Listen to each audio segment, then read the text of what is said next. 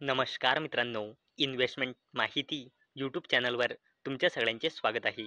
तर मित्रांनो, आजच्या व्हिडिओमध्ये आपण रिन्युएबल एनर्जी बिझनेसमध्ये जबरदस्तपणे काम करणाऱ्या कंपनी इरडा म्हणजे Indian Renewable Energy Development Agency लिमिटेडबद्दल बोलणार आहोत. आणि मित्रांनो, सगळ्यात पहिले आपण इरड्यावर एक जबरदस्त अपडेट आली आहे, ती अपडेट बघणार आहोत आणि त्यानंतर आपण इरडाची थोडी बेसिक इन्फॉर्मेशन बघणार आहो. तर चला व्हिडिओ स्टार्ट करूया. तर मित्रांनो, व्हिडिओचं हेडिंग तुम्ही इथे वाचू शकता. IREDA sign performance MOU with MNRE revenue target set at ₹8,200 कोटी फॉर फायनान्शियल इयर 2026. तर चला अपडेटला डिटेलमध्ये समजून घेऊया. तर मित्रांनो, इरडा म्हणजे Indian Renewable Energy Development Agency लिमिटेडने MNRE म्हणजे Ministry of New and Renewable Energy Government of इंडियासोबत परफॉर्मन्स बेस MOU म्हणजे मेमोरेंडम ऑफ अंडरस्टँडिंग साईन केला. फायनान्शियल इयर 2026 साठी. आणि मित्रांनो, गव्हर्नमेंट ऑफ इंडियाने फायनान्शियल इयर 2025 साठी इरडासाठी रेव्हेन्यू टार्गेट दिला होता 5,957 कोटी रुपयांचा. आणि मित्रांनो, इरडाचा रेव्हेन्यू फायनान्शियल इयर 2025 मध्ये आला आहे 6,743.32 कोटी रुपयांचा. म्हणजे मित्रांनो,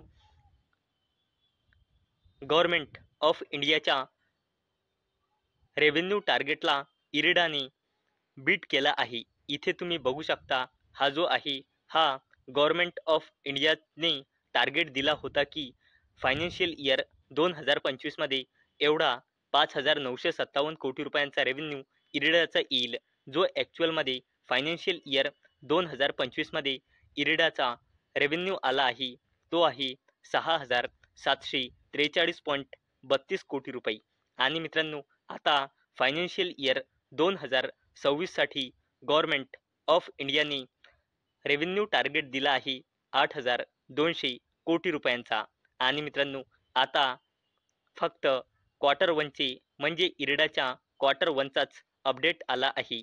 आणि मित्रांनो, आता बघणे खूप इंटरेस्टिंग असेल की गव्हर्नमेंट ऑफ इंडियाच्या या रेव्हेन्यू टार्गेटला इरडाचा रेव्हेन्यू बीट करेल की मिस करेल. तर चला आता आपण इरडाची थोडी बेसिक इन्फॉर्मेशन जाणून घेऊया. आणि मित्रांनो, अवेलेबल डेटानुसार म्हणजे जून 2025 नुसार इरडामध्ये प्रमोटर्सची होल्डिंग आहे 71.76%, FISची होल्डिंग आहे 2.04%, DISची होल्डिंग आहे 2.95% आणि या कंपनीमध्ये पब्लिकची होल्डिंग आहे 23.24%. आणि मित्रांनो, इरडाच्या प्रमोटर्सने आपली हिस्सेदारी कंपनीमध्ये कमी केली आहे 75%ने 71.76%. आणि मित्रांनो, इरडामध्ये DISमध्ये LICने आपली हिस्सेदारी जबरदस्तपणे वाढवली आहे. पहिले LICची इरडामध्ये 1% पेक्षाही कमी हिस्सेदारी होती आणि आता करंटली इरडामध्ये LICची हिस्सेदारी आहे 2.21%. आणि मित्रांनो, जर आपण इरडाचा प्रमोटर प्लेजिंग पर्सेंटेज चेक केला तर अवेलेबल डेटानुसार इरडामध्ये प्रमोटर्सची होल्डिंग आहे 71.76%. आणि मित्रांनो, इरडाच्या प्रमोटर्सने आपला एकही शेअर प्लेज म्हणजे गिरवी म्हणजे गहाण ठेवलेला नाही. म्हणूनच इरडाच्या प्रमोटरची प्लेजिंग पर्सेंटेज आहे 0%. आणि मित्रांनो, आपण जर इरडा म्हणजे Indian Renewable Energy Development Agency लिमिटेडचा फायनान्शियल इयर 2026चा क्वार्टर वनचे नंबर बघितले तर या कंपनीचा रेव्हेन्यू इयर ऑन इयर बेसिसवर वाढला आहे 1,510 कोटी रुपयांनी 1,947 कोटी रुपये. आणि क्वार्टर ऑन क्वार्टर बेसिसवर देखील वाढला आहे 1,904 कोटी रुपयांनी 1,947 कोटी रुपये. आणि मित्रांनो, जर आपण इरडाचा नेट प्रॉफिट बघितला तर तो इयर ऑन इयर बेसिसवर कमी झाला आहे 84 कोटी रुपयांनी 247 कोटी रुपये आणि क्वार्टर ऑन क्वार्टर बेसिसवर तर डायरेक्ट अर्धाच झाला आहे. 502 कोटी रुपयांनी 247 कोटी रुपये. आणि मित्रांनो, जर आपण पूर्ण फायनान्शियल इयरचा परफॉर्मन्स बघितला तर या कंपनीचा म्हणजे इरिडाचा रेव्हेन्यू फायनान्शियल इयर 2025 मध्ये आला होता 6,754 कोटी रुपये, म्हणजे जवळपास 68 कोटी रुपये. आणि मित्रांनो, गव्हर्नमेंट ऑफ इंडियाने टार्गेट सेट केला होता फायनान्शियल इयर 2025 साठी जवळपास 6,000 कोटी रुपयांच्या, म्हणजे गव्हर्नमेंटच्या टार्गेटला इरिडाच्या रेव्हेन्यूने इथे बीट केले होते फायनान्शियल इयर 2025 मध्ये. तसेच मित्रांनो, इरिडाचा फायनान्शियल इयर 23 मध्ये रेव्हेन्यू होता जवळपास 3,500 कोटी रुपये. तसेच फायनान्शियल इयर 2024 मध्ये इरिडाचा रेव्हेन्यू होता जवळपास 5,000 कोटी रुपये.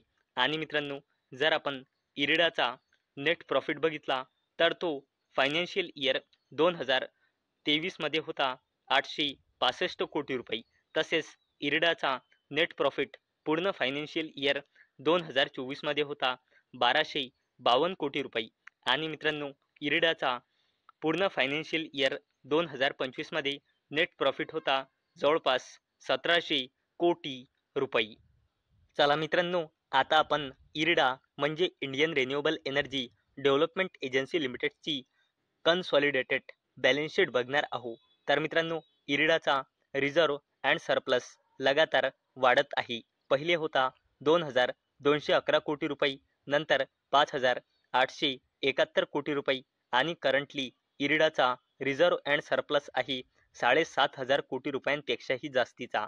तसेच मित्रांनो, जर आपण इरिडाची लॉंग टर्म बॉरोइंग बघितली तर ते लॉंग टर्म पिरियड पासून झिरोच आहे. तसेच मित्रांनो, जर आपण इरिडाची शॉर्ट टर्म बॉरोइंग बघितली तर ते पहिले होती 24,000 कोटी रुपये, नंतर वाढून जवळपास झाली होती 50,000 कोटी रुपये आणि करंटली इरिडाची शॉर्ट टर्म बॉरोइंग आहे जवळपास 65,000 कोटी रुपये. तसेच मित्रांनो, जर आपण इरिडाचा कॅश अँड कॅश इक्विव्हॅलंट्स बघितला तर तो पहिले होता 603.31 कोटी रुपये, नंतर 735 कोटी रुपये आणि आता करंटली इरिडाचा कॅश अँड कॅश इक्विव्हॅलंट्स आहे जवळपास 700 कोटी रुपये. आणि मित्रांनो, जर आपण इरिडाचा कॉन्टिंजंट लायबिलिटीज बघितला तर तो पहिले होता 1,273 कोटी रुपये, नंतर जवळपास 2,000 कोटी रुपये आणि आता आहे 2,800 कोटी रुपयांपेक्षाही जास्तीचा. तर मित्रांनो, आजच्या व्हिडिओमध्ये आपण सर्वात पहिले इरिडावर एक जबरदस्त आलेल्या अपडेटला बघितले. आणि मित्रांनो, त्या अपडेटमध्ये आपण बघितले की गव्हर्नमेंट ऑफ इंडियाने फायनान्शियल इयर 2025 साठी सेट केलेल्या रेव्हेन्यूला फायनान्शियल इयर 2025 मध्ये बीट केले होते.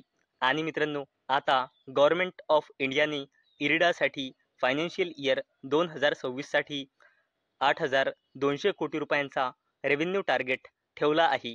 तर मित्रांनो, हे बघणे खूप इम्पॉर्टंट राहील की या गव्हर्नमेंट ऑफ इंडियाच्या रेव्हेन्यू टार्गेटला इरिडा फायनान्शियल इयर 2026 मध्ये सुद्धा बीट करेल की मिस करेल. तसेच मित्रांनो, आपण नंतर इरिडाची थोडी बेसिक इन्फॉर्मेशन सुद्धा बघितली आहे. तर मित्रांनो, मला अपेक्षा आहे आजचा आपला व्हिडिओ तुम्हाला इन्फॉर्मेटिव्ह वाटला असेल. तर मित्रांनो, जर तुम्हाला हा व्हिडिओ इन्फॉर्मेटिव्ह वाटला असेल तर या व्हिडिओला लाईक करा आणि चॅनलला सबस्क्राईब करा. आणि मित्रांनो, हा व्हिडिओ फक्त आणि फक्त एज्युकेशन पर्पजसाठी बनवलेला आहे. माझ्याकडून काहीही रेकमेंडेशन नाही की तुम्ही या स्टॉकला बाय करा, सेल करा किंवा होल्ड करा. तर चला भेटूया नेक्स्ट व्हिडिओमध्ये. तोपर्यंत टाटा, बाय बाय.